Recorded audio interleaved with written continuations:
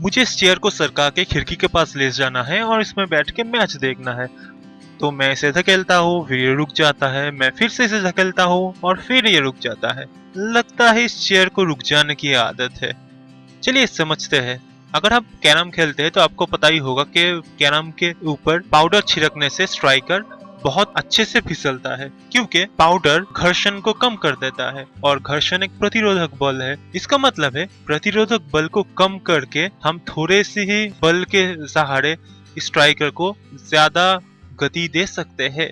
घर्षण एक प्रतिरोधक बल है और ये वस्तु की सतह और जमीन, ये दोनों सतह के बीच रबिंग के कारण पैदा होता है और ये वस्तु के गति के विपरीत काम करता है।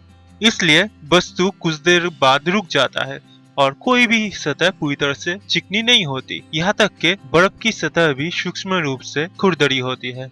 इसलिए गतिशील वस्तु कुछ देर बाद रुक जाता है। यकीन करे या ना करे, अंतरिक्ष में बहुत सारे वस्तु हजारों या फिर लाखों सालों से गतिशील है। ये सब वस्तु एक पत्थर के टुकड़े की तरह है जिसे किसी बल ने गति दिया है और ये हजारों लाखों साल से चलते जा रहे हैं क्योंकि इन्हें रोकने वाला कोई नहीं है। तो मैं ये कहना चाहता हूँ कि स्थिर वस्तु स्थिर ही रहना चाहता है और गतिशील वस्तु समान गति में सीधी रेखा में चलते रहना चाहता है। और गैलीलियो ने पहली बार समझाया था कि वस्तु अपने स्थिति परिवर्तन को रोध करना चाहता है और इसे इनर्शिया या जड़त्व कहते हैं। चलिए इस चीज को थोड़े अच्छी तरह समझते हैं।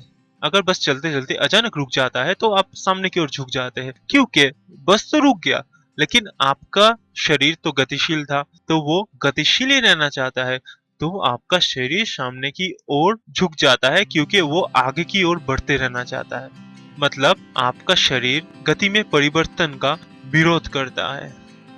अगर कोई कार सीधी रेखा में चलते चलते अचानक राइट टर्न ले ले तो आप लेफ्ट की ओर झुक जाएंगे। ऐसा क्यों होता है? क्योंकि कार तो सीधा चल रहा था, अचानक इसने राइट टर्न ले लिया। लेकिन आपका शरीर सीधी रेखा में ही चलता रहना चाहता है, इसलिए वो लेफ्ट की ओर झुक जाता है क्योंकि वो अपने स्थिति में परिवर्तन का विरोध कर रहा है और सीधी रेखा में ही चलते रहना चाहता है। और न्यूटन ने इसे एक नियम के जरिए समझाया था, न्यूटन का first law of motion. An object at rest stays at rest, an object in motion stays in motion with same speed and in same direction unless acted upon by an unbalanced force।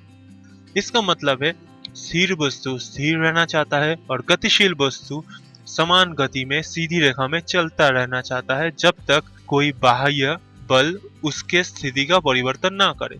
यहाँ पे unbalanced force part बहुत ही important है। सोचिए कि दो व्यक्ति एक box को विपरीत दिशा में धकेल रहा है लेकिन समान बल प्रयोग कर रहा है, तो क्या होगा? बॉक्स तो हिलेगा भी नहीं क्योंकि वो एक दूसरे के बल को बैलेंस्ड कर दे रहे हैं। बॉक्स के ऊपर एक बैलेंस्ड फोर्स काम कर रहा है और बैलेंस्ड फोर्स मतलब दोनों फोर्स एक दूसरे को बैलेंस कर दे रहे हैं, मतलब नेट फोर्स जीरो है।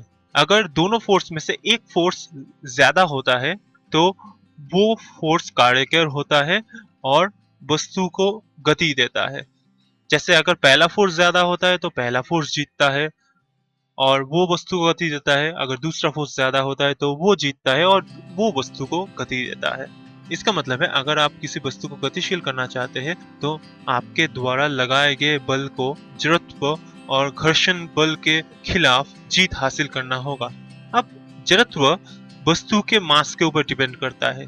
भारी वस्तु अपने स्थिति में परिवर्तन का ज्यादा विरोध करता है, इसलिए एक लोहे के बक्से को ढकेलना एक लकड़ी के बक्से को ढकेलने से ज्यादा मुश्किल होता है क्योंकि लोहे का बक्सा ज्यादा भारी होता है और इसलिए अपने गति में परिवर्तन का ज्यादा विरोध करता है। सेम रीजन से एक भारी वस्तु को रोकना ज्यादा मुश्किल होता है क्योंकि भारी वस्तु अपने गति में परिवर्तन का ज्यादा विरोध करता है। लेकिन बल वस्तु में गति का परिवर्तन कैसे करता है और कितना परिवर्तन करता है, ये हम अगले लेसन में जानेंगे न्यूटन के दूसरे लॉ के साथ।